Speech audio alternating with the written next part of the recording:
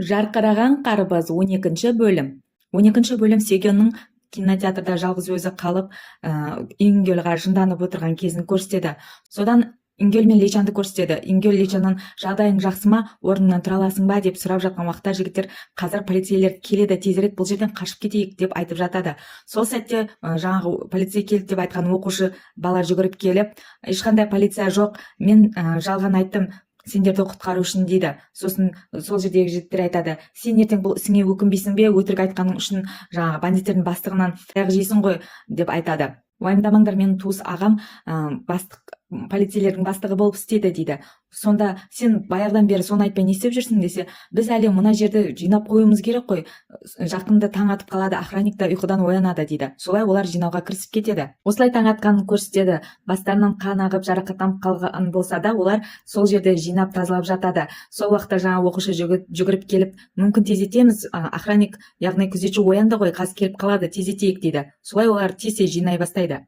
Содан охранниктің жүгіріп келген сәтін көрсетеді, ал оны жаңа оқушы бала қарсы алады. Мен жаңа оқушым жаңағы концертті ұйымдастыру жайында тағайындалған дейді. Осылайша оған кілтті береді. Ал қалған жігіттер уже қашып шығып кеткен еді. Лейчан әрең жүріп жүреді. Маджо айтады, сені өзіміз көтеріп көмектесеміз, қалғандарың үйге тараңдар дейді. Сол кезде жігіттер айтады, осы түрімізбен қалай үйге барамыз, үсті басымыздың бәрі кір, ойлансаңшы дейді. Содан олардың баняға барып, барлығы бірге суға түсіп, сөйлесіп отырған сәтін көрсетеді. Сол уақытта жаңағы бандиттермен бұрында оң қолы болған жігіттен сұрайды, сен осы бандиттермен қосылып не істедің дейді. Осындай заттарды істедім, негізінде мен оны лақтырып кетіп полицей шақырған жоқпын, ол да оны біледі, бірақ маған қасарысып әдейі істеп жүр дейді. Олар енді сенен кек алу үшін бізде концерт өтіп жатқан кезде не істейміз дейді, бәрін бұзса дейді. Жоқ, ол ондай ақымақ емес, ондай көпшілік жерге ол келмейді дейді. Сонда Лейчан сұрайды, сен енді оған қайтып бармайсың ғой, иә дейді. Жоқ, бармаймын дейді. Сенісің бе десе, иә дейді. Солай олардың күліп ойнап жатқандарын көрсетеді. Содан олардың жуынып шығып айнаға қарап сүртініп жатқан сәтте әкесі мен, яғни Лейчан мен Ингөлдің іс-әрекеттерін бірдей жасап жатқан сәтін көрсетеді, және де олар бір-біріне қарап таңғалады. Сосын Лейчан айтады, сен шынымен де менің ұлымсың ба, мен сенің шынымен де әкеңмін бе дейді. Сонда Ингөл түсінбей, не деген кезде, сен өзің айттың ғой, мен болашақтан келдім, менің тағдырымды білемін, өзгерткім келеді деп. Сол үшін дайындыққа бармай қатыспайық дедің ғой, сен оның бәрін қайдан білдің дейді. Сонда Ингөл, негізінде менің әкем мен осындай топқа қатысуыма қарсылығын білдірген, сол үшін ол біздің дайындық күні біліп қойып, соны келіп құртпау үшін мен әдейі солай жасадым. Себебі ол мені көріп қойса, шетелге жіберіп жібереді. Сол үшін мен сендерге өтірік айтуыма тура келді. Мені кешір дейді. Сонда Лейчан, шын айтасың ба дейді. Ингөл, иә, шын айтамын дейді. Сосын Лейчан айтады, мен оны білген едім, сен маған өтірік сөйлеп жатқанда қайдағы болашақтан келдім деп миымды қатырдың дейді. Сенің не өлгің кеп жүрме, осының бәріне Сегенді қалай қай ойымен араластырып жатырсың дейді. Сол уақытта Ингөл Сегенмен кинотеатрға барып, оған уәде берген кездесу керек екенін есіне түседі тағын, сосын сөйлесеміз, сосын кездесеміз деп жүгіріп кетіп қалады. Оған Лейчан түсінбей қалып қояды. Содан Сегеннің үйіне келіп, Сүйкен шықшы, саған айтатын әңгімем бар деп айқайлауына тура келеді, себебі ол есікті қаққанда ашпайды. Айқайлап жатқан уақытта көршілер, неге айқайлап шулап жатсын таң атпай, қазір полицей шақырамын дейді. Содан ол телефонға барып, телефонмен хабарлама қалдырады. Кешір, мен сені қатты ренжіттім, бірақ саған айтылмайтын кейбір заттар бар. Бірақ саған бәрін түсіндіріп айтып беретін боламын. Қысқасы, мені кешірші, мені ұрысаң да, соқсаң да, не істесең де өзің білесің, ең бастысы мені кешірші, өтініш дейді. Маған сенімен кездесіп кешірім сұрауыма мүмкіндік берші, өтініш дейді. Содан қыз естіп болып орнынан тұрып, ілініп тұрған Ингөлдің суретіне барып қарап, сен тек бір нәрсені білмейсің, менің ең жек көретін нәрсем мені лақтырып кеткендерді, тастап кеткендерді жек көремін деп Ингөлдің суретін жыртып тастайды. Содан Ингөлдің кетіп бара жатқан сәтін көрсетеді. Содан ол ойлайды, мен тек әкемді ғана ойлап басқа жасайтын шаруаларым бар екенін ұмытып қалыппын ғой. Мен анамның жиі күлгеніне көмектесуім керек еді. Әке мен анамды бірге болуын, бірге жүруін, соларды біріктіруім керек еді. Менің істеп жүргенім тек әкемді ғана ойлап дұрыс істемедім дейді. Солай ойланып келе жатып, Чонаның үйіне қалай жетіп келген білмей қалады. Сол сәтте сол жердегі өгей шешелері сол жерде шай ішіп отырған еді. Ол Ингөлді көріп, не істеп жүрсің сен деп сұрайды. Сосын ол ішінен айтады, мен анамды осы жауыз жалмауыздан құтқаруым керекпін дейді. Сен не істеп жүрсің, тез заттарың жина да бұл жерден кет дейді. Сол кезде жігіт айтады, жоқ, мен бұл жерге заттарымды алып кету үшін келген жоқпын дейді. Сол кезде директор, сен мектепке бармайсың, үйде жоқсың, бұл жер саған не көңіл көтеретін, қалаған істейтін жер емес, тез заттарыңды ал да кет дейді. Сол уақытта Ингөл айтады, мен директорге бәрін факс арқылы жазып жібергенмін, оның хабары бар, мен ешқайда кетпеймін дейді. Мен сізге айтқан едім ғой, ол менің жұмыс берушім деп дейді. Сосын жаңағы әйел жынданады, мен саған кет дедім, сенімен адам сияқты сөйлесіп тұрған кезінде кет дейді. Сонда Ингөл, Чона жалғыз адам, мен сол уайымдап соны қорғайтын жалғыз адам дейді. Мен не енді құлағыңнан сүйреп шығарайын ба дейді жаңағы әйел кісі.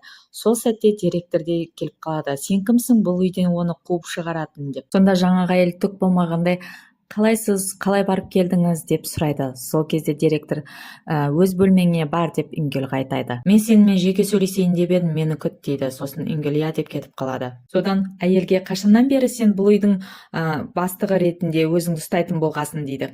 Кім саған ондай құқықты берді дейді. Мен сенімдімін, сіз білесіз ғой, ол бізге ешкім емес, қайдан келгені де белгісіз дейді. Ол сіздің оны жақтайтыныңызды білет тағын, басына келген затты істеп жүр дейді. Онымен қатар бұл үйде бізде бір емес екі қыз өмір сүреді ғой. Қыз балаға келгенде сіз білесіз ғой, кез келген адамның оларға қандай әсерін тигізетінін дейді. Мен саған неше рет айттым, араласпа деп дейді. Сол уақытта директор деп айтып жатқанда, әңгіме бітті, артық сөз сөйлеме дейді. Директор, сіз сонда ана баланы өз туыстарыңыздан артық көремін демекшісіз ба дейді. Сонда директор бұрылып қарап, сен алдымен өз балаларыңа жауап беріп ал деп кетіп қалады. Содан ол Ингөлмен кездесіп отырған сәтін көрсетеді. Ингөлдің көзі бақырайып кеткен, қалай сонда дейді. Яғни директордың контракты уақытын келмей жатып бұзайын деп жатқанын естеді.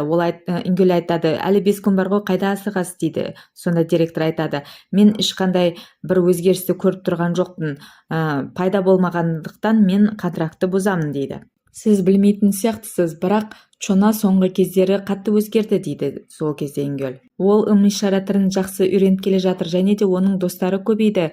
Сонымен қатар ол енді көбірек күле бастады дейді. Меніңше сен өз сөзіңді ұмытып қойдың ғой деймін, сен маған оның күлгенін көрсетемін деп айтқан едің ғой дейді. Бірақ сіз үйде көп бола бермейсіз ғой дейді. Сонда директор, сонда сен менің үйде отырғанымды қалайсың ба, жұмыс істемей дейді. Қалай болғанда да сіз сияқты адам қалай бұлайша контракты бұза салады дейді. Әлі уақыт келген жоқ дейді. Сол кезде директор айтады, сондықтан да мен тағы бір айға создырайын деп жатырмын дейді. Ингөл түсінбей қалады, қалай сонда деп. Сіз тағы да создырғыңыз келіп тұр ма дейді. Сонда директор айтады, иә, алғашқы контрактты отмена жасап, қайтадан тағы да бір ай қосып, жаңадан контракт жасайық дейді. Бірақ ол жерде кейбір шарттарды өзгертеміз дейді. Қандай шарт деген кезде ол маған қарап, мені көріп күлуі керек, жымиюы керек дейді. Кім, Чона ма деп Ингөл түсінбейді. Сол уақытта директор айтады, қолыңнан келмей ма сонда бұл іс дейді. Сонда Ингөл тырысып көрейін дейді. Директор айтады, әңгіме бітті, кете беруіңе болады дейді. Директор деп айтқан кезінде, мен ешқандай көмек енді көрсетпеймін, өзің істе бәрін дейді. Сол уақытта Ингөл айтады, мен сіздің бір нәрсе көргеніңізді қалаймын дейді. Нені деп сұрағанда, Чонаның жымиғанын, яғни күлгенін көргенсеңіз ғой, ол өте әдемі дейді Ингөл. Содан директордың ойланып қалғанын көреді. Ол есіне алады сол түнді, яғни Чонаның факстан келген хатқа қарап күліп тұрған, жымиып тұрған сәтін терезеден көрген еді. Соны есіне алып жымиып қояды. Содан Чонаның сүйгенмен жазған хатын оқып отырғанын көрсетеді. Ол одан мен кеткенше кім маған ұнайтын еді деп сұрағанда, Ингөл деп жауап берген еді. Содан өзі оқып, оған шынымен де Ингөл ұнайды деп Чонаны ойланып тұрғанын көрсетеді. Ол бүгін міндетті түрде Ингөлді таңдайды, Личанды емес деп мәз болып тұрғанда артынан Ингөл кіріп келеді. Ол Чонадан, сен фестивалға барасың ба деп сұрайды. Қыз иә дейді. Содан Ингөл бөлмеден шығып бара жатып, мен не істесем де анамды жылатып қоймаймын, қалай болса да Сүйгенді өзіме қаратып алуым керек дейді. Содан Сүйгеннің мектепке келе жатқанда қасына құрбысы жүгіріп келіп, сен бүгінгі болатын концертке барасың ғой, иә? Мен де сенімен бірге барамын, бірге барайық дейді. Содан қыз екеуі келе жатып сөйлесіп келе жатқан уақытта олар Чона мен Ингөлді кездестіріп қалады. Ингөл болса Чона сөйлесейік деп бара бергенде, Сүйген Чонаға келіп, сәлем, қалайсың деп ым-тілімен сөйлей бастайды. Солай кетіп қалады. Ал құрбысы болса түсінбей, бұл ым-ишара тілімен сөйледі ме деп қарап қалады. Ол не, ауру ма, басқалар оны инвалид деп ойлап қалады ғой дейді. Сонда Ингел чонага кешір сосын сөйлесеміз деп ол да жүгіріп кетіп қалады. Содан Ингел Сөгенді қуып жетіп, тоқта екеуміз сөйлесейікші, мен саған бәрін айтамын дейді. Мен саған уақыты келгенде айтамын деген сырымды айтамын дейді. Мен саған бәрін айтуға дайынмын, сен маған сенесің бе, сенбейсің бе, бірақ сонда Сөген менің әке анам айырылысып кетті, олар мен үшін әрдайым ұрсасатын еді дейді. Олар менің кесірімнен әрқашан ұрсып қалатын еді дейді. Ал мен болсам олар мені жақсы көреді деп ойлайтын едім, бірақ олай емес екен дейді. Әрқайсының өзінің көздеген мақсаттары болған екен. Әкем өзінің қызын тастап кеткен жаман әке болып көрінгісі келмеген екен, ал анам болса жай ғана жылтыраған тас секілді мені қолданды дейді. Мен енді ондай кішкентай бала емеспін, қалаған уақытта қолданып пайдаланып кететін дейді. Жоқ мен деп Ингел айта бергенде Сүйген, сен бірдеңе аңдып іздеп жүрсің дейді. Бәріне белгілі еркектің аңсағаны бір дейді. Сен де маған қол жеткізіп алып сосын пайдаланып мені лақтырып кетпекшісің дейді. Мойындайық, сен мені ешқашан өз тұзағыңа түсіре алмайсың. Мен біреудің қолындағы ойыншық болғым келмейді дейді. Солай деп кетіп бара жатқанда Ингел Сөгеннің қолынан ұстап қалып тоқтатып, демек сен Личанды таңдайын деп тұрсың ба дейді. Сонда қыз, не айырмашылығы бар дейді. Егер солай болса концертке келмей ақ қой дейді Ингел. Сонда қыз күледі. Ингел болса, егер де келетін болсаң мені таңда дейді. Сонда қыз, көзіме көрінбе, қалай дәтің барды маған бұйрық беруге дейді. Солай Ингел не істерін білмей қалып қалады. Ал Сүйгеннің алдынан Чона шығып қалады. Сосын сен мені күтіп тұрдың ба, маған бірдеңе айтқың келді ме дейді. Чона болса, сен бүгін Хангелді таңдайсың ғой, иә дейді. Жоқ, Личанды таңдаймын, және де бұл сырды тек сен ғана білесің дейді Сүйген. Оны естіп Чонаның түрі бұзылып кетеді. Ал әрі қарай кетіп бара жатқан Сүйген, бүгіннен бастап мен тек өз миссиямды ғана ойлайтын боламын дейді. Ал Чона болса жылағысы келіп тұрып қалады. Осылайша жігіттердің жарқыраған қарбыздары келе жатыр деп өздерін мәлімдеп концерт болатын жерге келіп жатқанын көрсетеді. Бүгін сағат 5-те болатын концертке келіңдер, ұмытпаңдар келіңдер деп. Сәтте Личан Чонаны көріп қалып жүгіріп оның алдына барады. Сюрприз деп киіп келген футболкасын көрсетеді. Сен біздің концертке келдің бе? Ерте келіп қалдың ғой.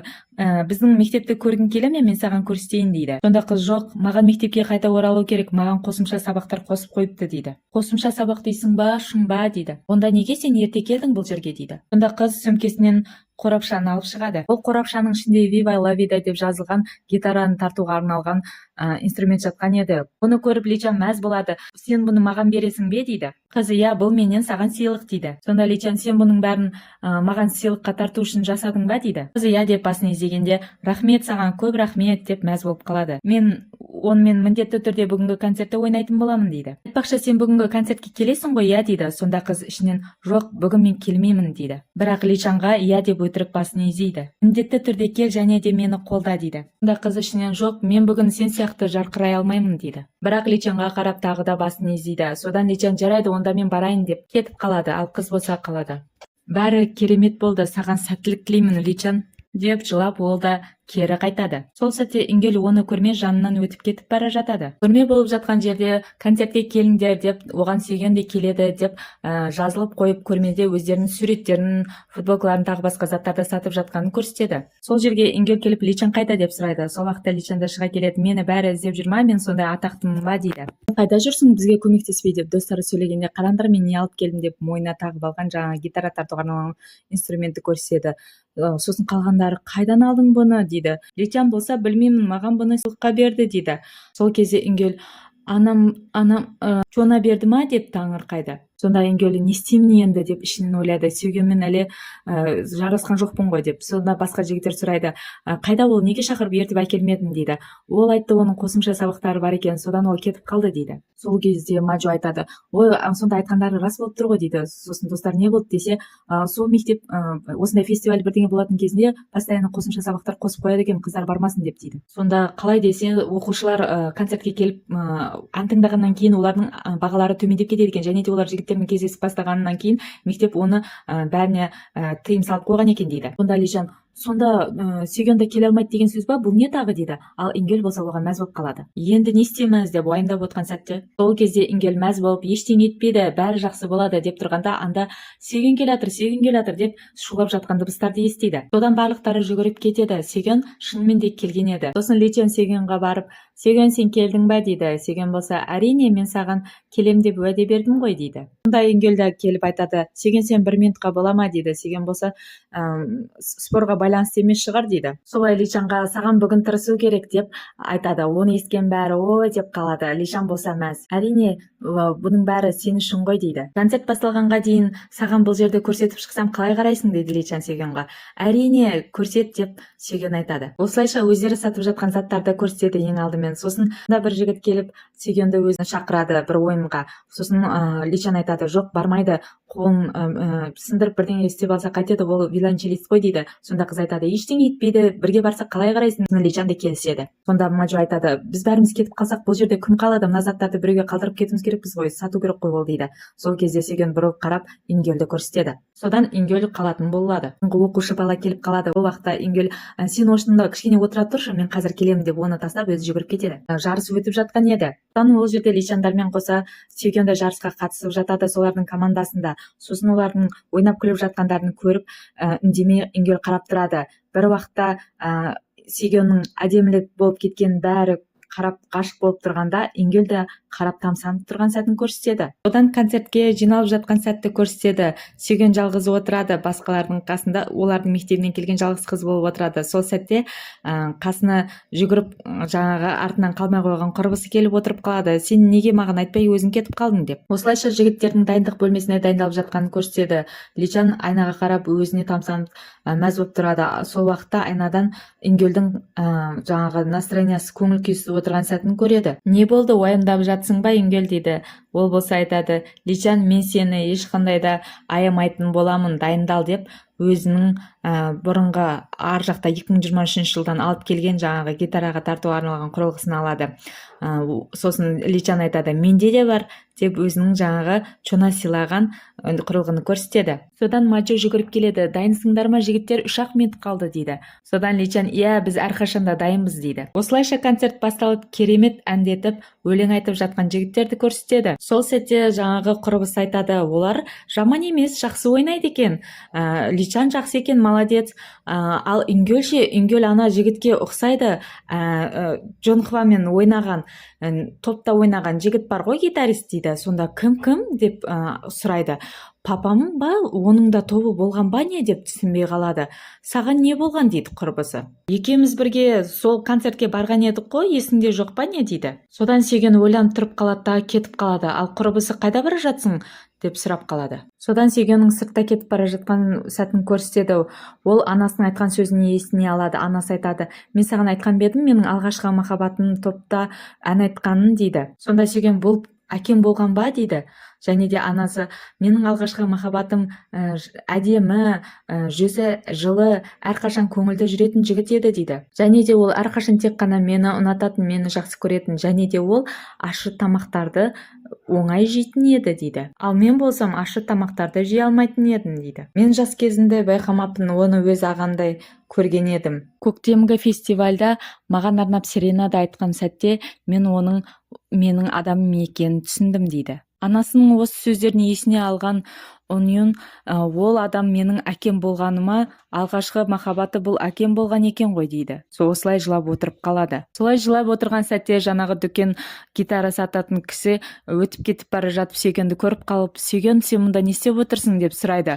Сонда Сеген оған қарап, сіз мені танисыз ба дейді. Сонда жаңағы кісі, кешіріңіз, мен сізді басқа кісіге ұқсаттым деп кетіп бара жатып, оған өзінің қол орамалын тастап кетеді. Сонда Сеген, жоқ, қажет емес дейді. Сонда алыңыз деп тастап кетеді. Ол орамалын беріп жатқанда Сеген, жоқ, қажет емес деп алмай тұрып кетіп қалады. Содан жаңағы концертте көрсетеді. Ол жерде әндерін айтып бітіп, Личан айтады, менің тағы да бір әнім бар, бірақ ол тек бір қызға ғана арналған. Себебі бұл концерттің болуына сол қыз себепкер болды дейді. Сол уақытта бәрі таңғалып түсінбей қалады, достары да. Себебі бұл әнді айтатын ән олардың тізімінде жоқ еді. Содан Сегенді іздей бастайды. Сол сәтте ғана түсінеді Сегеннің залда жоқ екендігін. Бірақ соңғы ән болғандықтан олар концертті аяқтау үшін сол әндерін айтуға тура келіп, әрі қарай ән айтуларын жалғастырады. Содан концерт аяқталғанын көрсетеді. Және бұл жерде көрермендерге қолхат, яғни автограф жазып қол қойып жатқан сәтін көрсетеді. Сол уақытта да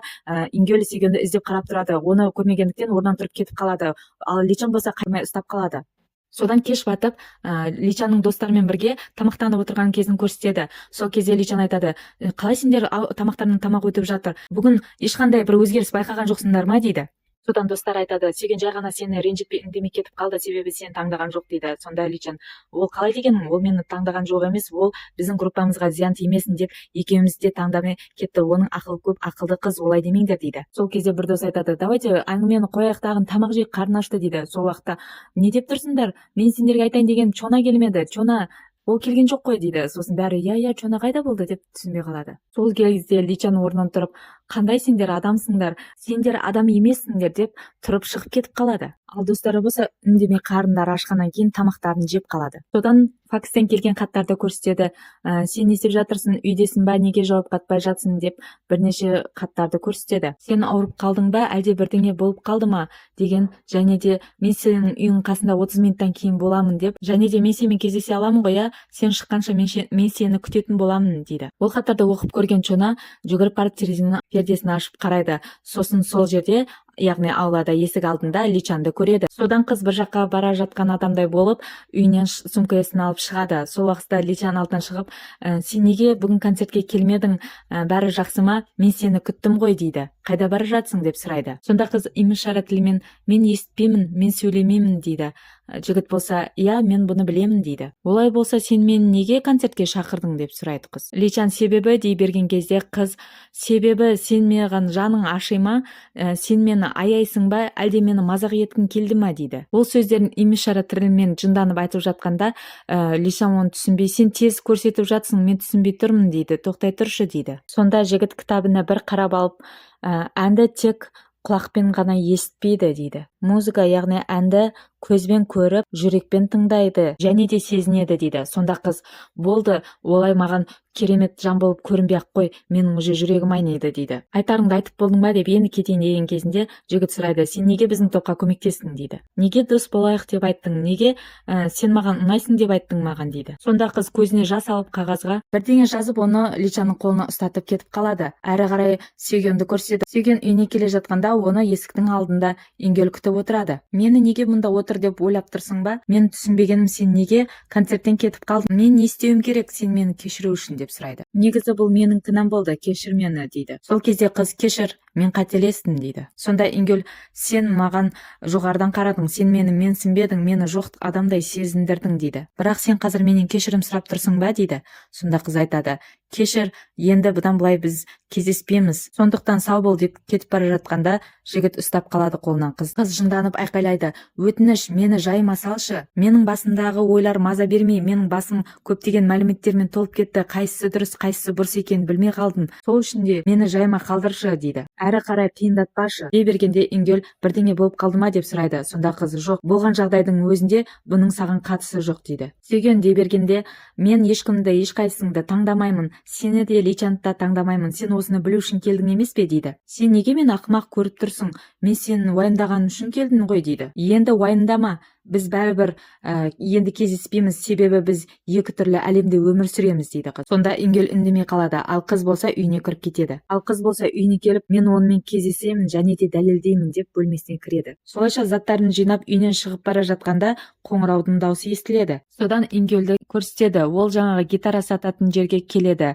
Ал ол жерде ол дүкен сатушысы өзінің қызының кішкентай кезіндегі суретіне қарап отырған еді. Ол Сүйгеннің биологический әкесі екенін көрсетеді. Содан ол сыртта отырған Ингелді көріп қалып, жанына келіп отырады. Сен неге бұл жерде жалғыз отырсың деп сұрайды. Сонда Ингел, жай бұл ән маған ұнайды дейді. Ал жаңағы дүкен сатушысы болса, жақсы ән қыздарға ұнау үшін дейді. Содан жаңағы кісі, менің өмірім қандай болатынын білмеймін, бірақ менің балаларым болмайтынын нақты білемін дейді. Содан менен сұра дейді. Ингел болса, нені дейді. Мен сенің көздерінен көріп тұрмын ғой, сен менен бірдеңе сұрағың келіп тұр дейді. Сенімдімін, сен қазір өзің жайында емес, досың жайында сұрайсың дейді. Сол кезде Ингел, мен досымды ойладым, және де бір қыз үшін біз екеуміз таластық, бірақ та мен ол қызды қатты ұнатқан жоқпын. Соңында ол қыз бәрібір басқалай шешім қабылдады дейді. Қалай десе, ол екеумізді де таңдаған жоқ дейді. Сонымен енді не айтқың келіп тұр дейді. Сонда жігіт айтады, өзім де білмеймін не болып жатқанын, бірақ мен өзімді өте жайсыз сезініп тұрмын жаңа қызды ойлап дейді. Сол кезде ана кісі айтады, демек бұл махаббат қой дейді. Жігіт болса, қалай? махаббат дейсіз ба дейді. Бұл сенің алғашқы махаббатың емес па дейді. Сонда жігіт, күлмей ақ қойыңыз, біз бәрібір бірге болмаймыз дейді. Махаббатта таңдау жоқ, шарт жоқ дейді. Сонда жігіт, жоқ, бар дейді. Мысалға біздің жас айырмашылығымыз 28 жас дейді. Сонда жаңағы кісі күледі. 28 жас, бұл әрине кішкене қиындау екен. Ештеңе етпе, уайымдама, жас кезінде бәрі де болады дейді. Бүгін түнде айдың кереметін ай деп жаңа кісі жоғарыға айға қарайды. Сол кезде бізге әрі қарай Личанды көрсетеді. Ол Чонаның жазып қалдырған хатын оқып отырған еді. Ол жерде концерт аяқталды, енді біз кездеспейміз, себебі біз екі түрлі әлемненбіз деп жазған еді. Содан ертесіне мектепте жылап сурет салып отырған Чонаны көрсетеді. Содан Ингелді көрсетеді. Ол кіріп келе жатқанда жаңағы директордың қызы сүйгеннің өзгергенін байқалады. Иә, ол США барып келгелі өзгеріп кетті деп сөйлесіп отырған телефонда біреумен көреді. Мен қазір ғана сүйгенмен сөйлестім, ол қайтадан США кетейін деп жатыр дейді. Сол уақытта тұтқаны жұлып алып, сен не айтып отырсың деп Ингел сұрайды. Сен не түсінбейсің ба, ол Америкаға кетейін деп жатыр дейді. Сосын оны естіген Ингел жүгіріп шығып кетеді. Ал далада жаңбыр құйып жауып тұрған еді. Ал ол такси ұстай қояйын деп еді, ешқандай такси оған тоқтамай қояды. Бұл сәтте аэропортта жүрген сүйгенді көрсетеді. Содан қыз басында жаңағы аэропорттан шыққан жерін, есігін көреді, тағын сол есікке жүгіріп кіріп кетеді. Ал сол жердегі күзетші ол жерге сізге баруға болмайды деп ұстап қала бергенде алдынан жарық шығып, сүйгеннің сол жерге кіріп кеткенін көрсетеді. Ал әрі қарай болса жаңағы такси ұстап келіп қалған Ингелді көрсетеді. Содан Ингелдің жүгіріп аэропортқа кіріп келген кезде самолеттің ұшып кеткенін көрсетеді. Содан сүйгеннің жаңбырдың астында жылап отырған сәтін көрсетеді. Яғни ол ешқайда кетпеген еді. Содан жылап отырған кезінде оған қызыл зонтигін ұстап біреу келеді. Бұл Ингел еді. Ол айтады, сен неге бұл жерде жалғыз өзің жылап отырсың дейді. Маған бұны көру қиын дейді. Сол сәтте қыз айтады, мен білмеймін қалай кері оралатынымды дейді. Менің әкем мен анамнан сұрайтын кейбір тағы сұрақтарым бар еді. Мен ойлаған едім, қалай оңай келдім, солай оңай қайталамын деп. Бірақ мен кері қайтуға жол таппай жатырмын дейді. Мен енді бұл жерге қайтып оралмаймын деген едім, бірақ мен оны да істей алмай жатырмын. Мен не істеймін, егер де ешқашанда орала алмасам дейді. Сол кезде Ингел, мен саған көмектесемін дейді. Қалай сен маған көмектесесің дейді. Сонда Ингел, мен бір жолын табамын, уайымдама дейді. Бірақ әзірге сен мұнда менімен бірге қалуың керексің дейді. Мен қалшы деп қолын созады. Қыз да оның қолынан ұстап орнынан тұрады. Сен маған біз екеуміз екі түрлі әлемде өмір сүреміз деген едің ғой. Маған бәрібір дейді. Маған бәрібір, сен кімсің? Маған бәрібір, сен менен үлкенсің. Немесе зомбисің ба? Маған бәрібір. Сондықтан екеуміз осында бірге қалайық дейді. Осылайша екеуінің қолшатырдың астында бір-біріне қарап тұрып қалғанын көрсетеді. Әрі қарай оларды осы 95 жылға жіберген сатушыны көрсетеді. Әйтеуір өз көмекшіңді таптың ау сен де деп мәз болады. Әлде кеш емес деп үміттенем деп айға қарап отырады. Ал ай болса екіге бөлінеді және де теледидардан қолшатырдың астында тұрған екеуін көрсетеді. Осылайша 12-ші бөлім аяқталады. Каналға тіркеліп лайк басуды ұмытпаңыздар.